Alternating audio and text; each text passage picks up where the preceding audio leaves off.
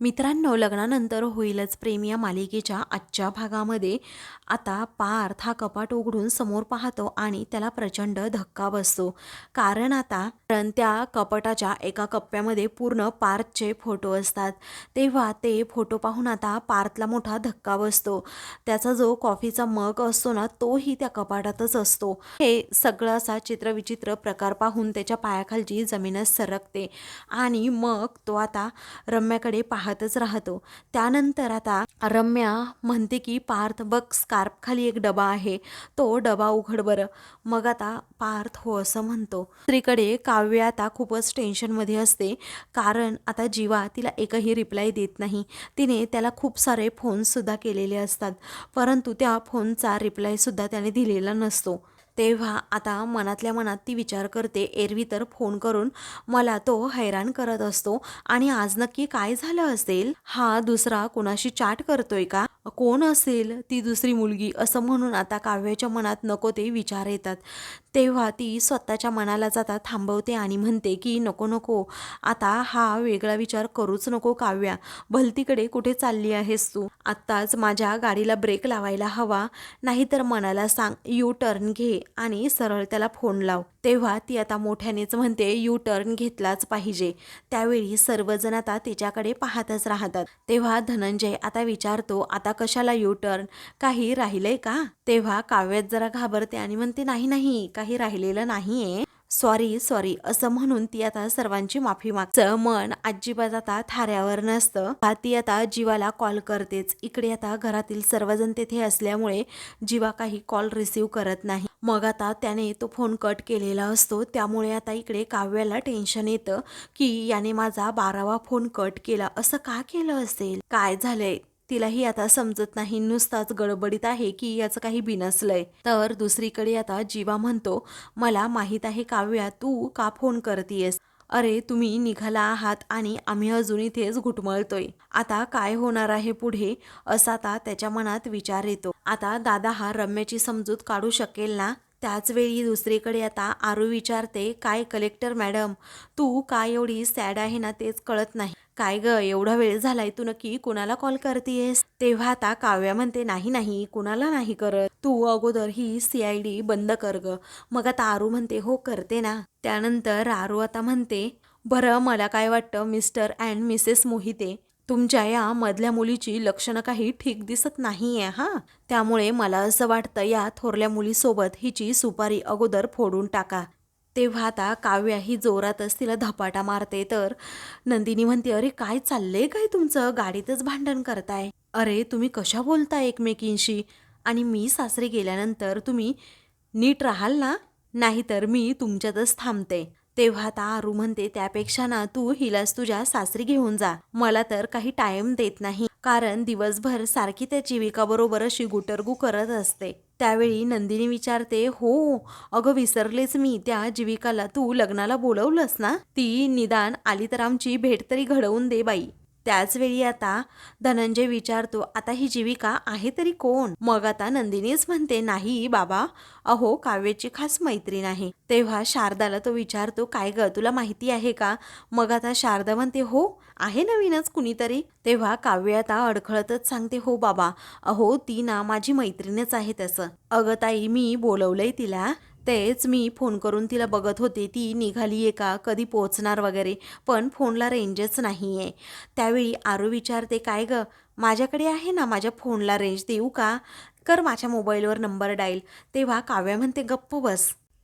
तेव्हा तू ना खूप आगाऊ झाली आहेस असं काव्या म्हणते आणि लगेच आरूला गप्प करते. तेव्हा आता किती आगाऊ आहेत या मुली असं आता शारदा म्हणते, कारण गावाकडे गेल्यानंतर काय प्रताप करणार आहेत अजून काय माहीत. गाववाले तर मला विचारतीलच नक्की, अगं शारदा, या तुझ्याच मुली आहेत ना?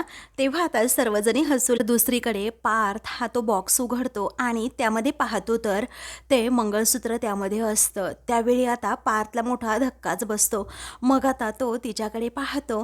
त्यावेळी आता ती म्हणते, आठवतं का रे तुला? अरे लहानपणी हे मंगळसूत्र आपल्या दोघांना एकमेकांना असं जोडून ठेवायचं. त्यावेळी आता तो लगेच तिच्याजवळ जात विचारतो, सिरियसली? अगं बाहुला, बाहुलीतल्या खेळण्यातलं हे मंगळसूत्र अजूनही तू तसंच जपून ठेवलं आहेस का?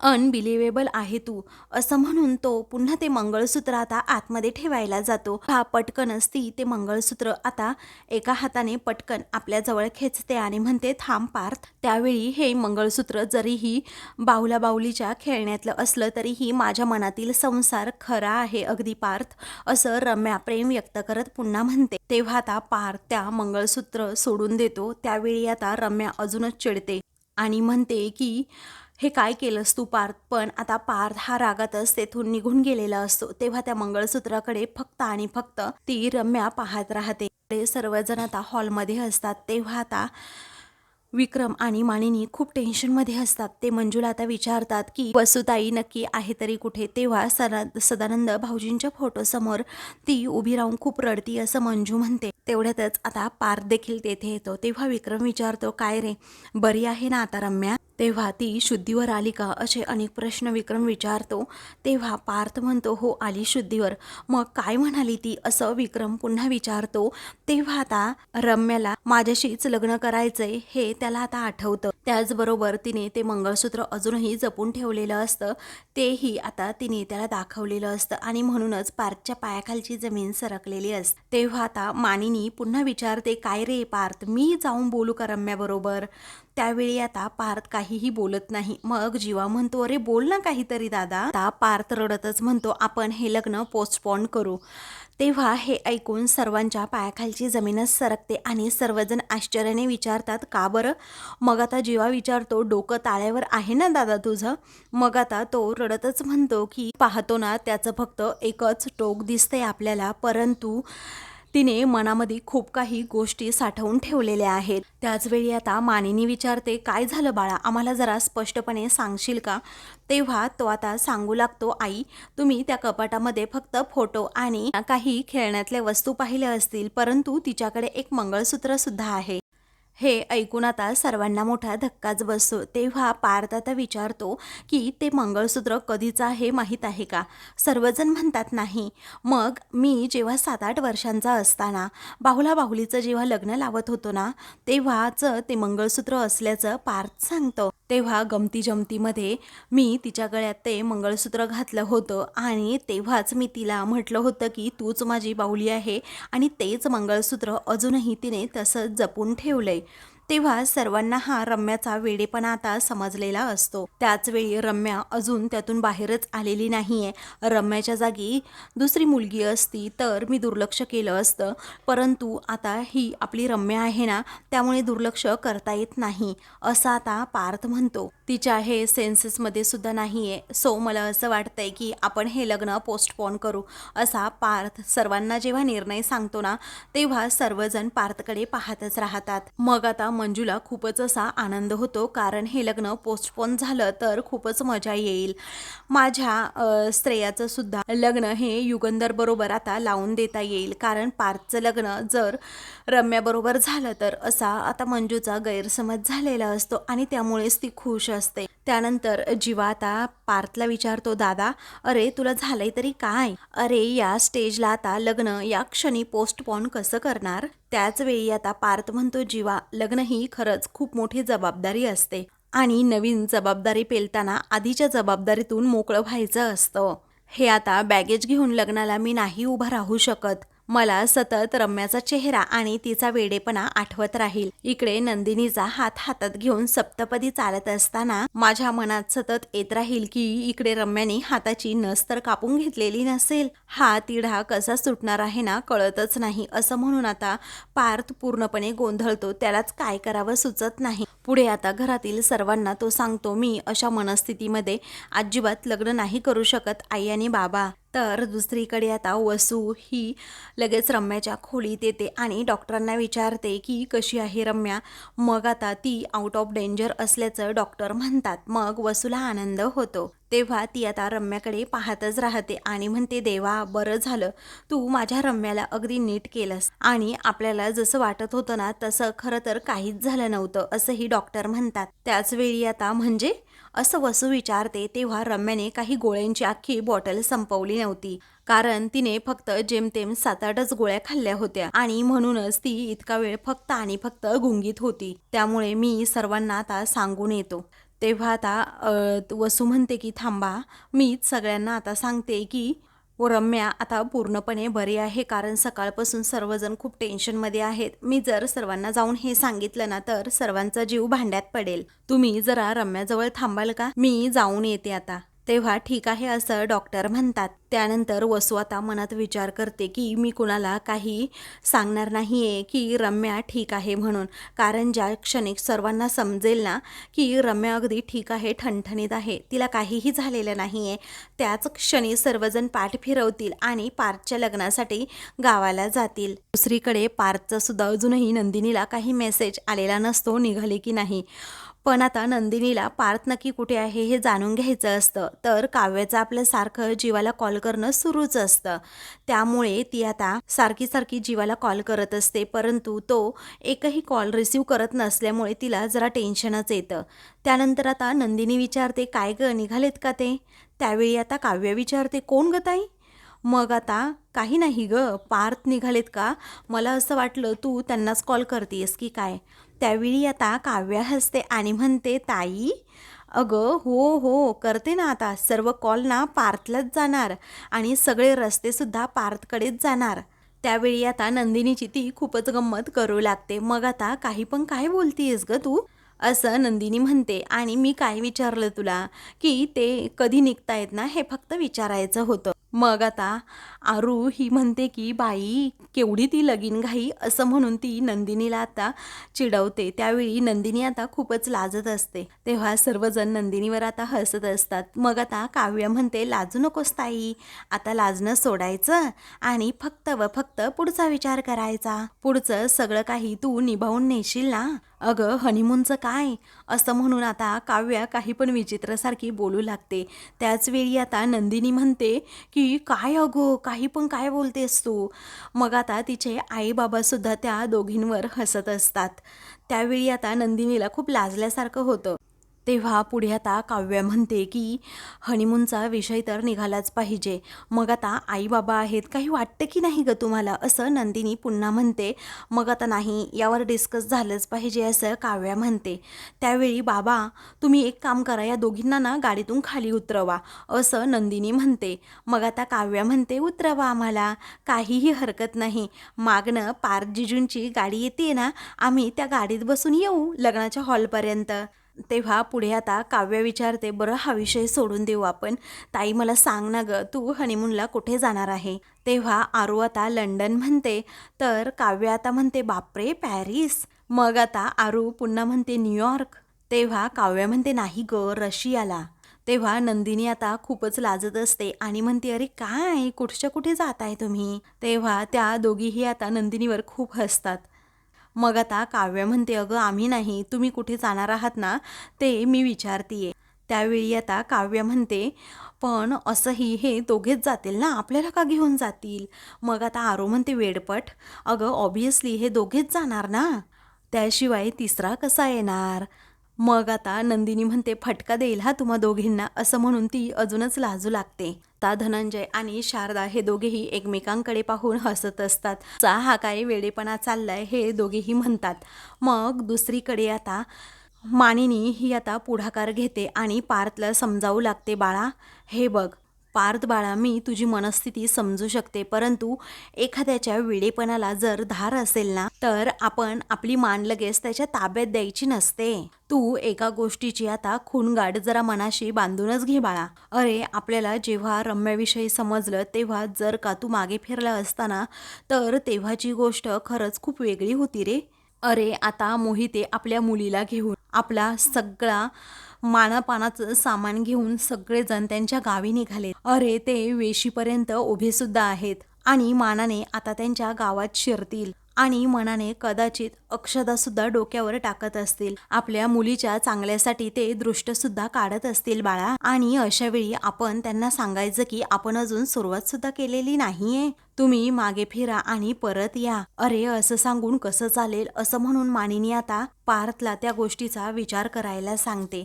तेव्हा पार्थची आता चलबिचल होते, त्याची पूर्णपणे कोंडी झालेली असते. आता काय करावं, म्हणजे कोणता निर्णय घ्यावा हेच त्याला आता काही कळत नसतं. पुढे आता मानिनी म्हणते बाळा हे असं नाही होऊ शकत रे आता, आणि हे आपण असं करायचं सुद्धा नाहीये. त्याच वेळी आता विक्रम म्हणतो बाळा आई म्हणतीये ना ते बरोबर आहे, आपण असा वेडेपणा आता या क्षणी तरी नाही करू शकत. अरे रम्याच्या वेडेपणाची शिक्षा साध्या आणि सरळ आपण नंदिनीला देणार आहोत का? अरे ती सगळी मंडळी ना तिकडे पोहोचली सुद्धा असतील एखाद्या वेळी, आणि जर आता आपण तिकडे पोहोचलो नाही मग त्या सर्व लोकांना मोहिते काय उत्तर देणार आहेत याचा विचार तू केला आहेस का? जरा त्या लोकांचा विचार, त्यांच्या भावकीचा सुद्धा विचार करा. ही असली थेरणा तिकडे गावामध्ये नाही चालत बाळा, कारण ते गावातले लोक अजिबात काहीही ऐकून घेणार नाहीत. अरे आपलं काही नाही रे बाळा, पण सर्व गावामध्ये त्या मोहित्यांची नाचक्की होईल. तेव्हा विक्रमने असं समजवल्यानंतर मात्र सर्वांना विक्रमचा हा निर्णय पटतो, तर मंजूचा चेहरा मात्र लगेच पडतो. त्यावेळी पुढे आता विक्रम अजूनच समजावू लागतो बाळा तुझी आई म्हणते ना ते अगदी बरोबर आहे, आता या सगळ्याला ना खूप उशीर झालाय पार्थ. तेव्हा जीवा म्हणतो की हे बघ दादा, मलाही असं वाटतंय आई बाबा बरोबर बोलताय आणि तू जाईल, तू जितका काळ इथे थांबशील ना तितका काळ तू कन्फ्यूज राहशील. मला असं वाटतंय की तुम्ही सगळेजण पुढे व्हा, इथलं सगळं काही सेटल झालं ना मग मी तुम्हाला जॉईन होईल. तेव्हा वसू आता सगळं बोलणं ऐकत असते आणि तिला आता या गोष्टीचा प्रचंड राग येतो. त्यावेळी आता पार्थ म्हणतो की मला असं वाटतंय बाबा आपण चुकीचा काही निर्णय घेत नाही आहोत ना. आता विक्रम म्हणतो प्लीज, अरे आपण असं काहीही करत नाही आहोत, त्यामुळे तू चल आता आपण निघायला हवं. मग आता जीवा म्हणतोय ना ते सुद्धा बरोबर आहे. तेव्हा आता जीवा म्हणतो की दादा मी विश्वासाने तुला सांगतोय की मी आहे, तू टेन्शन घेऊ नकोस. तेव्हा मानिनी हसतच आता म्हणते की हो बाळा चल आता. तेव्हा पार्थ आता जीवाला म्हणतो सांभाळून घे सगळं, मग आता तो हो असं म्हणतो. दुसरीकडे आता नंदिनीची गंमत अजूनही काव्य आणि आरू या दोघीही करू लागतात. मग आता त्या सारख्याच तिला चिडवत असतात की आरुषी पाहिलं का ग, ताई कशी लाजतीये, लाजून लाजून अक्षरशः तिचे गाल लाल झाले आहेत. अगं ताईचं ना आरू नेहमीच आहे, म्हणजे फक्त आपल्याला दाखवत राहणार की ही चिडली आहे म्हणून, पण मनात आतल्यात अगदी लाडू फुटत असतात. आणि आता तर काय हनीमूनचे लाडू सुद्धा फुटत असतील. त्याच वेळी आरू आता विचारते काय ग आपण पण जायचं का मग लाडू खायला. तेव्हा आता शारदा सुद्धा खूप हसत असते. मग आता नंदिनी म्हणते काय बडबडतायत ग तुम्ही दोघी वेड्यासारख्या. मग आरू आता म्हणते हे बघ तायडी, जिथे पार्थ जिजू आणि तू जाणार तिथे आम्ही येणार म्हणजे येणारच. सो बेसिकली जिथे तुम्ही तिथे आम्ही, असं काव्य आणि आरू एकसाथ म्हणतात. त्यानंतर आता आरू शारदाला म्हणते आई अगं आपली सुद्धा फॅमिली ट्रिप राहिली आहे ना गं पेंडिंग, त्यामुळे आपण जाऊयात ना प्लीज. तेव्हा शारदा म्हणते अगं काहीही काय बोलताय, असं म्हणून ती धनंजयला सांगते तुम्ही बोला ना काहीतरी मुलींना. तेव्हा धनंजय म्हणतो हो बोलतो बोलतो, म्हणून तो काव्या आणि आरूला विचारतो काय ग मुलींनो तुम्हाला काय वाटतं, आपण एकटंच का जायचं, आपण पार्थच्या आईवडिलांना सुद्धा फॅमिलीला सुद्धा घेऊन जाऊयात. त्यावेळी आता सर्वजण हसू लागतात. मग नंदिनी म्हणते बाबा तुम्ही सुद्धा. तेव्हा सर्वजण आता पुन्हा एकदा हसतात आणि सगळ्यांच्या गमती जमती पुन्हा एकदा चालू होतात. मग आता आपल्याला खूप मोठं असं फॅमिली रेस्टॉरंट सुद्धा मिळेल असं काव्या म्हणते. काय ग आरू बाळा.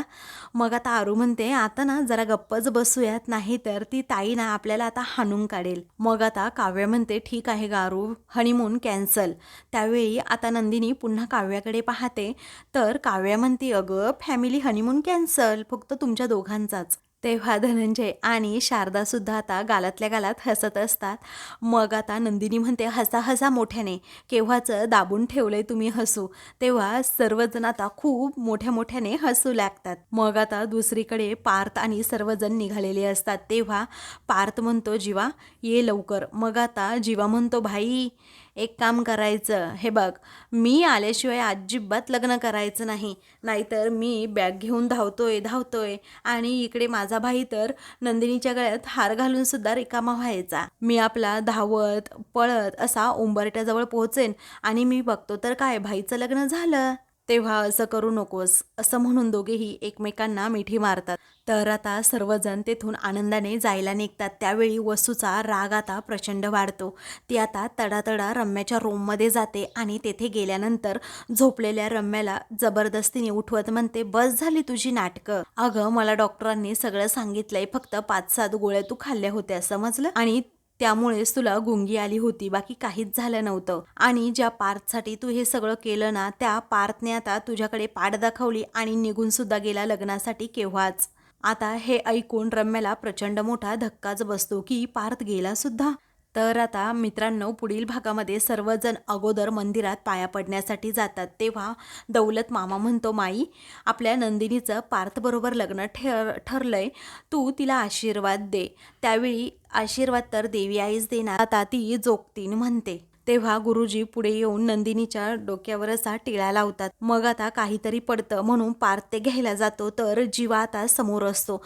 त्यामुळे गुरुजी चुकून जीवाला जाता तो एक टिळा लावतात. म्हणतात, तुमच्या दोघांचा संसार अगदी सुखाचा हो. तेव्हा पार्थला मोठा धक्काच बसतो. तर नंदिनी म्हणते, जीवा तू. अशाच मालिकेंचे पुढील भाग पाहण्यासाठी चॅनलला सबस्क्राईब करा.